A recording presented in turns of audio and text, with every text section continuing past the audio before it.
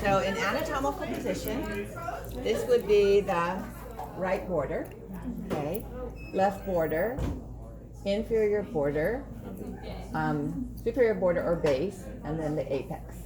Okay. So at the same time, when the heart is at rest and not contracting, neither the atrium nor the ventricles, we have deoxygenated blood flowing into the right atrium from the superior vena cava, flowing in from the head, neck, brain, upper limb, and chest, flowing from the lower limbs, abdomen, and pelvic organs, up through the inferior vena cava, and flowing in from the heart muscle tissue itself via the coronary sinus.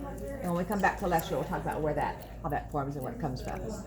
So those are the three vessels that drain into the right atrium. At the same time, blood is returning to the left atrium via the right and left pulmonary veins, and on this side here. The right pulmonary veins from the right lung, left pulmonary veins from the left lung. And so we can't see very much of that, but we can see more of it from this posterior view. So this would be the left atrium. This would be the left ventricle continuing to here. So all of that would be left ventricle. And all of this essentially would be right ventricle. And then the right atrium, this is the auricle, and all of this surface here would be the right atrium.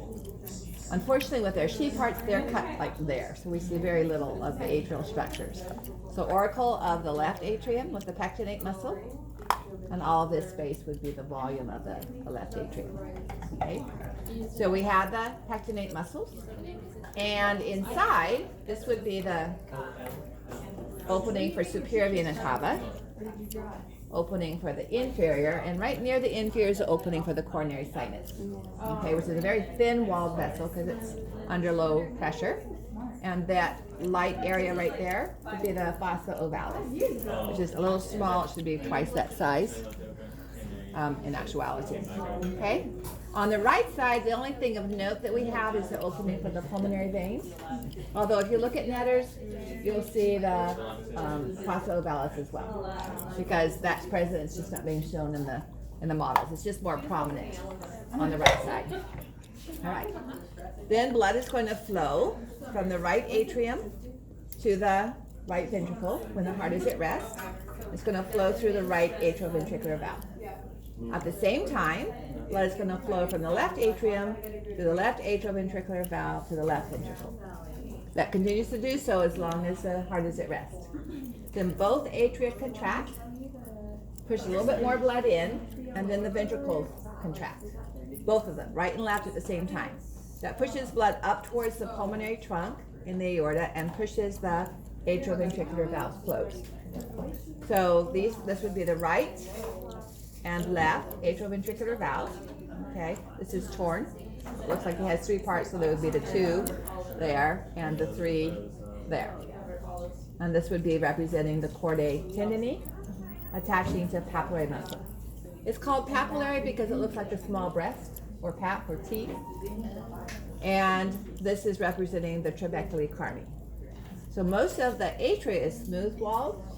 The ventricles are the rough surface. All right. This would be the interventricular septum. And if the moderator band was present, it would be going from the interventricular septum over to the capillary muscle on the opposite side.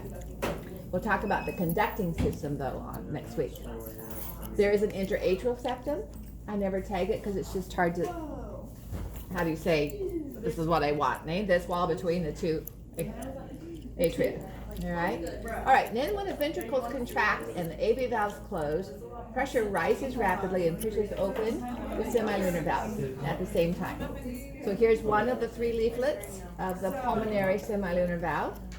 So blood is flowing to the lungs through the pulmonary trunk, to the left lung, out the left pulmonary artery, and the right lung, out the right pulmonary artery.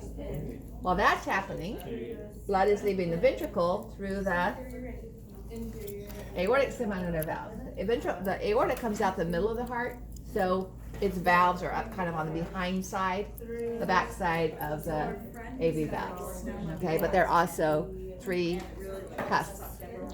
Now, blood's going to the lungs, blood's going to the aorta, the heart relaxes, Blood flows back towards the semilunar valves. They close. The heart continues to relax, and the atrioventricular valves open, allowing blood to repeat the whole cycle again. Okay? I'll go ahead and do the vessels that we're going to talk about next since I'm here. So, out of the aorta, we have the right coronary artery and the left coronary artery. Okay, the left coronary artery is very short. Most of it's actually covered up by the pulmonary trunk.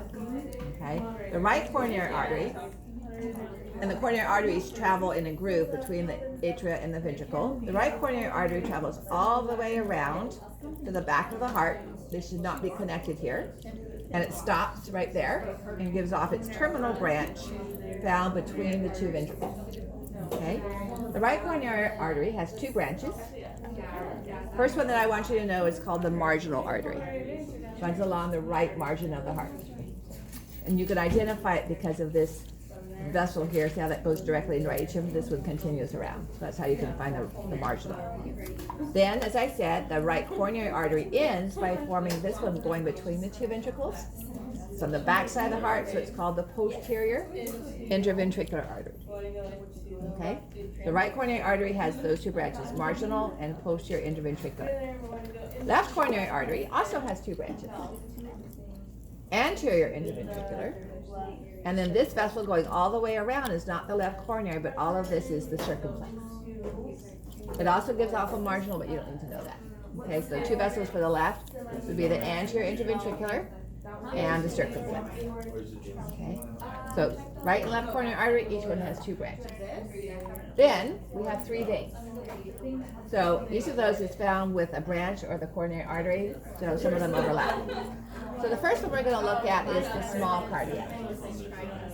It's returning blood to the heart. So it starts here next to the marginal artery, and then it turns and we find it next to the right coronary artery. And it empties into the coronary sinus. Okay? Then, going in the opposite direction to the posterior interventricular, we have the left my brain here. Small cardiac, great cardiac, and for the life of me, I can't remember that one. Too tired today. So if someone want to look it up for me, it's going to be something really basic and simple. Posterior interventricular branch of right coronary. No, that's the artery. Middle cardiac, that's what I want. So small cardiac, middle cardiac is the shortest, okay? And these two empty into the coronary sinus. So here and here. The other one is called the great cardiac vein. It's the biggest and the longest. So it starts here, goes in the opposite direction of the anterior interventricular. Great cardiac where it travels with circumflex. And then it is what becomes the coronary sinus. Okay? So great cardiac becomes the coronary sinus, middle cardiac drains into, and small cardiac drains into. Okay? So we have 6 arteries, 3 veins, and I'll write on the board which travels which. Okay. But it's not as complicated as it seems by looking at all that. Okay? You're welcome.